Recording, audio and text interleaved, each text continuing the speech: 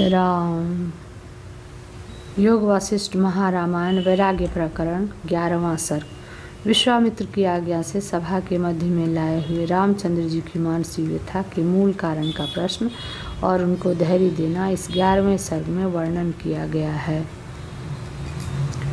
श्री विश्वामित्र जी बोले, यदि ऐसा है तो परीक्षा में कुशल महाबुद्धिमान आप लोग जैसे युद्धपति मृग को हरलाते हैं, वैसे ही शीघ्र रघुनंदन को यहाँ लाओ।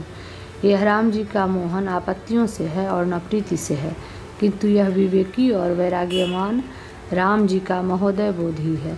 रामचंद्र जी यहाँ आवे, हम उनके मोह को शीघ्र ऐसे दूर करेंगे जैसे वायु मेघ को पर्वत से दूर करता है। युक्ति पूर्वक इस मोह को हटाने पर राम जी उस उत्तम पद आत्मा में हमारे समान विश्रांति को प्राप्त होंगे।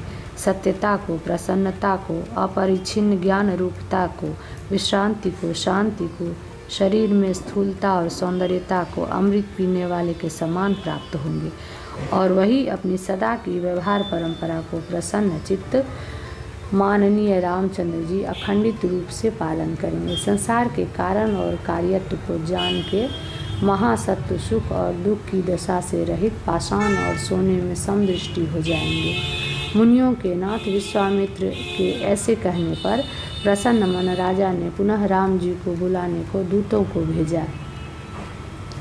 इस बीच में रामचंद्र जी अपने गृह से पिता के निकट आने को उदयाचल से सूर्य के समान उठे।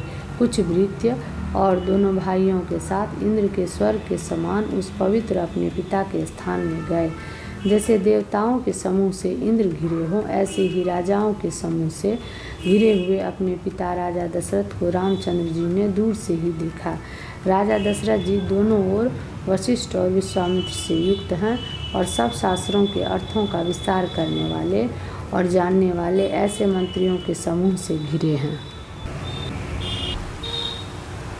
मूर्तिमान यथोचित स्थित दिशाओं के समान उत्तम चमर हाथ में लिए सुंदर स्त्रियों से राजा दशरथ सेवित हैं।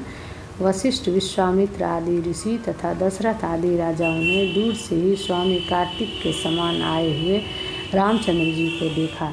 रामचंद्र जी विवेक और शांति अभ्यंतर में होने से संपूर्ण जीवों से सेवी जो शीतता और स्फुट स्वच्छ गंभीरता है, उससे आश्रित हिमाचल के समान थे। प्रिय दर्शन, बराबर सुंदर आकार वाले, विनीत और उदार चित्त, मनोहर और शांत शरीर धारण किए परम पुरुषार्थ के पात्र थे। उस समय उनकी यौवन लक्ष्मी उत्तम रीति से उदय हो रही थी और वृद्ध के समान शांति से शोभायमान, व्याकुलता शून्य और प्राप्त परमानंद पूर्ण मनोरथ वाले सदृश थे।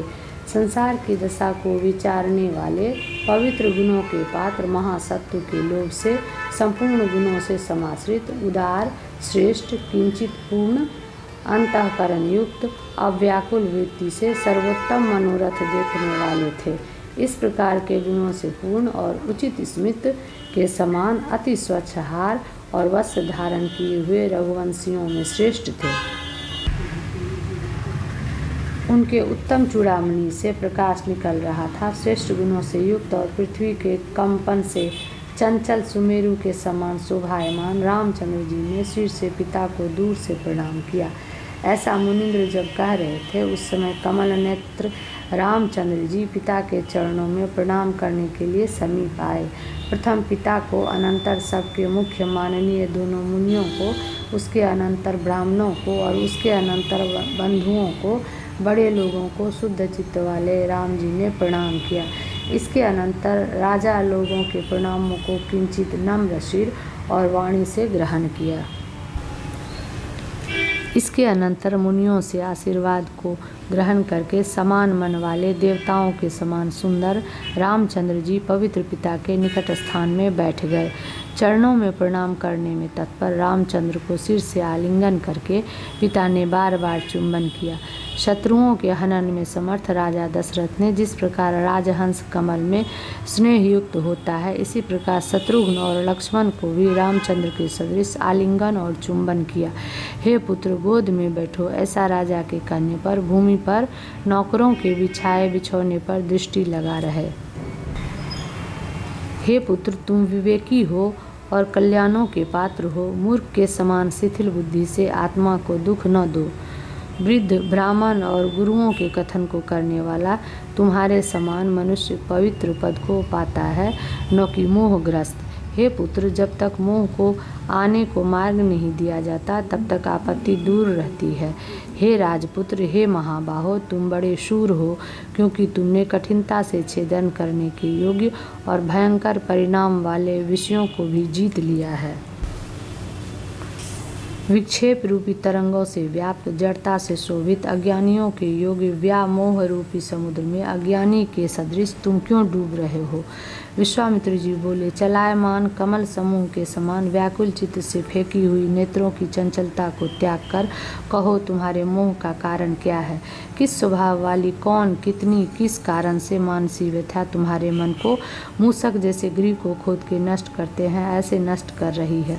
अनुचित मानसी पीड़ा के तुम उत्तम स्थान नहीं हो। विपत्तियां हटाने के अर्थ तुमको कुछ नहीं कर्तव्य है, क्योंकि ये विपत्तियां स्वतः वापिता के द्वारा निरस्त है। हे अनघ, तुमको जो अभिष्ट है वही शीघ्र कहो, सब कुछ तुमको मिलेगा, जिससे फिर कभी तुमको मानसी व्यथा भेदन न करेगी। इस प्रकार सुबुद्धिमान इस मुनि के उचित और तात्पर्य सहित वाक्य को रघुवंश के ध्वज रूप रामचंद्र जी ने श्रवण करके खेद को ऐसे त्याग दिया जैसे मेघ की गर्जना सुनने पर मोर अपनी इष्ट सिद्धि को अनुमान करके शोक को त्यागता है। योग वासिष्ठ महारामायण वैराग्य प्रकरण 12वां सर्ग। भोग आदि की दुख रूपता, विषय आदि की असत्यता और संपत्तियों की अनर्थकारिता इत्यादि इस 12वें सर्ग में वर्णन किया गया है। श्री वाल्मीकि जी बोले, इस प्रकार मुनिंद्र के पूछने पर रामचंद्र जी भली भांति धैर्य को पाकर उत्तम अर्थ से परिपूर्ण गंभीरता युक्त वचन बोले।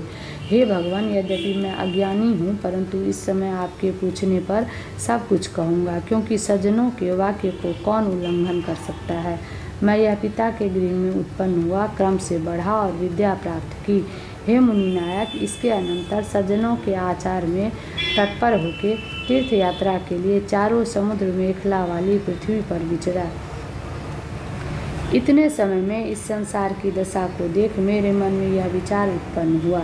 उसके अनंतर स्वयं विवेकपूर्ण होकर संसार के भोग रस से शून्य बुद्धि से मैंने यह विचारा है, यह संसार का जो विस्तार है यह क्या सुखदायक है कि प्राणी मरने के अर्थ उत्पन्न होता है, होने के लिए मरता है। संसार की जितनी चेष्टा है वे सब चंचल हैं।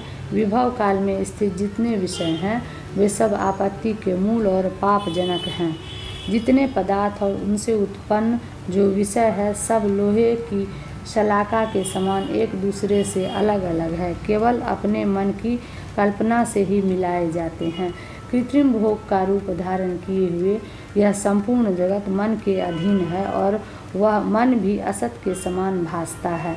हम लोग किससे मोहित हुए हैं? अत्यंत खेद की बात है कि हम थोड़े काल तक रहने वाले जगत के सुख से ऐसे खींचे हैं जैसे मृग तृष्णा के जल से दूर वन में मूढ़ मृग खींचते हैं। यद्यपि किसी ने हमको बेचा नहीं, तथापि बिके हुए के समान स्थित हैं। खेद की बात है कि यह माया है, ऐसा जानते हुए भी हम मूढ़ हो गए हैं। संसार के प्रपंच में अभागे विषय सुख क्या है, अर्थात दुख बीज ही है।